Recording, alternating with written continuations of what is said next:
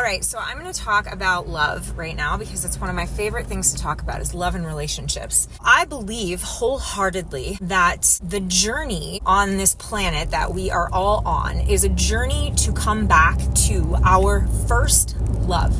Oftentimes you will hear in the rooms of 12-step recovery that when people were pursuing pleasure or fantasy or ecstasy or escape in drugs, alcohol, even people gambling, you name it, whatever the addiction du jour would be, it was because they were trying to fill their God-shaped hole that only God can fill. Our first love is God. This isn't something that's forced upon us. Why would we ever want to love someone or something if we felt like in some ways we had to, or we were forced to, or it was our job to? That would not feel good. It feels good to have agency. It feels good to choose, and it feels good to love something because you want to love something, and it's coming from an absolute authentic choice and desire to love that thing, right? You don't want to feel like here someone just shows up and shoves a dog on your doorstep and now you are forced to take care of and love that dog. No. Instead, it feels so much better when you're like, I want to go adopt a dog. I want to go get a dog. I want to take care of a dog. Interesting that I would think of an analogy as being a dog, because if you reverse the letters, I'm talking about God. And that was not something I premeditated. I'm literally just talking right now. I did know that I wanted to talk about our first love in being God, but other than that, I had no idea what was going to come out of my mouth. Anyway, back to our first love being God. My love for God has grown in a space for me to be able to find out for myself on my own terms and my own timing who God is to me, what God is to me, how I relate to God. And there's been so many explorations of that for me throughout the course of my life.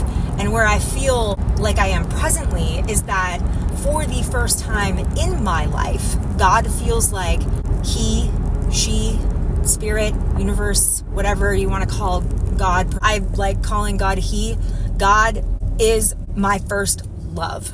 And how that has actually changed my life is amazing because it's authentic. My first love used to be my first boyfriend. I was like obsessed with him and he was my everything, and I didn't think I would be okay unless he was in my life. And when we broke up, my life literally shattered and fell apart. That was not healthy first love. I feel on every level like a whole, content, satisfied, complete person. From that place, I get into a relationship with someone. I know on every cellular nervous system level that I will always be okay if something ever were to happen to that partner, because I'm starting already at a set point of I know that I'm okay. I feel it, and I know that because I know who I am in the eyes of God. I have this personal relationship with the creator of the universe, which, by the way, came through because of my journey with alcohol, where I felt so awful and could not stop hurting myself and abusing myself with substances, with food. It led me to this spiritual journey, and it wasn't forced upon me, but it did come through pain. But it ended up being the best thing that could have happened to me, because when I let go of these things like alcohol, it was like I needed to form some other kind of relationship with something, because I was, looking to these things for escape or for connection. And it was like, oh, I was just looking in the wrong places. For me, and I can only say and speak for myself, right? For me, my pursuit of a relationship, or my pursuit to be loved by someone, to be chosen by a man, to be adored, has, in a sense, been a pursuit to try to get in another person, in a man, feeling of whatever it was that I thought I was going to get from them. Whether it was like, oh my gosh, I finally feel beautiful. I finally feel adored. I finally feel valuable enough. I finally feel worthy. I finally feel like someone thinks this much of me that they want to spend time with me. They want to take the steps to do whatever it takes to be with me, to be patient with me, to forgive me, to choose me, to continue to be in relationship with me day in and day out, no matter what I do. And first, for me, cultivating a relationship with God and knowing that God, first and foremost, is that husband, in a sense, for me, that provider, that protector, that lover, that everything I've been wanting a man to be for me.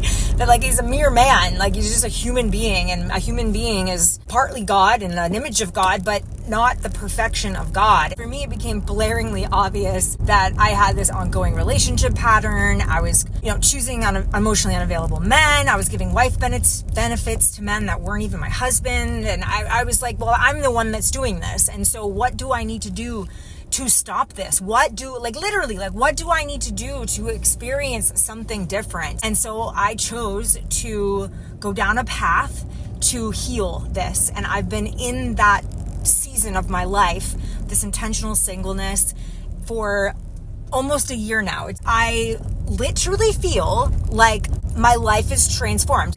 I knew for sure that I couldn't keep doing what I was doing, because what I was doing with all my efforts and all my knowledge and all my exploration and study and personal growth, like I just knew that something was not working. I mean, yes, I was seeing some forward movement and some progression, but all the knowledge in the world was really availing me nothing. I just got to this space where I was like, all I know is I want to experience something different. So I'm choosing to trust you, God, that you're going to show me the path. And every day there's been this amazing opportunity to choose this path again, to choose it again, to choose it again, to choose it again. And I have completely transformed this past year. 2024 has been my most transformative year internally. I've had some pretty fucking profound years, but this has definitely been my most profound year in terms of finally coming back to my first love. Here's the thing.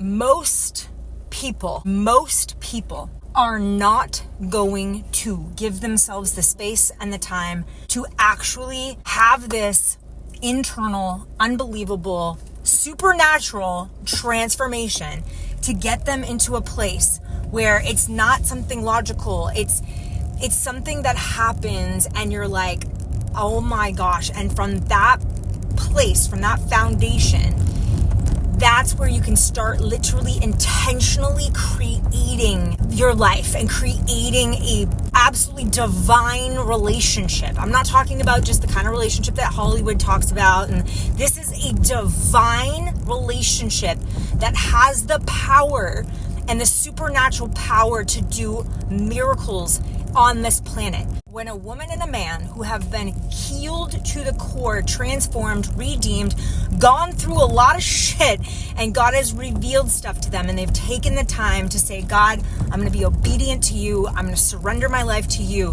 When two human beings, when a man and a woman have done that, have done the work, have dedicated their life in that way, and that's not an easy path, and both of them have probably not done it perfectly, but when two human beings, a man and a woman, do that, and they come together in a divine partnership and a divine relationship, holy fucking shit. Seriously, you're gonna see shit that no mind could ever conceive of, that no ear has ever heard and no eye has ever seen. This is the type of work that I do.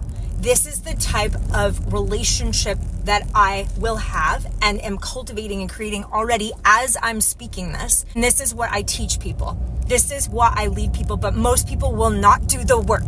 They won't. If you're someone who's willing to do the hard work, to wait, to trust, to let go, to open up your mind to something different, if you're the type of person who's willing to let in something more miraculous and amazing than you could even imagine, then you work with me. That's the type of work that I do. If you're somebody who just wants to keep doing the same thing over and over and just kind of have like a, okay life or even a good life, like if you want supernatural, miraculous shit, the shit that like maybe doesn't manifest in a second, and then sometimes things do. Sometimes things manifest so fucking fast because God is so good that you can't even explain it. But sometimes it takes time. If you are ready to do something different, if you're ready to let go, if you're ready to go into the unknown, but to trust that just by saying yes, that just by getting in agreement with God and saying, God, I don't know what else to do. I want things to be different. I want your ways, and I need support, and I need someone to help me who has gone the path, who sees the path, who can see the path and see my path too, who can hold my hand, who can support me, who can help me through this journey. If you're ready, if you're that person and you're wanting something different, if you're wanting to go into the unknown, if you're willing to do the work, if you're willing to open up your mind and your heart to new things, to spiritual things, to divine things, to beautiful things, then work with me. I have about a bazillion links and different ways that you can work with me. An amazing path, but I don't need to convince anybody. I don't want to convince anybody. It's attraction, not promotion.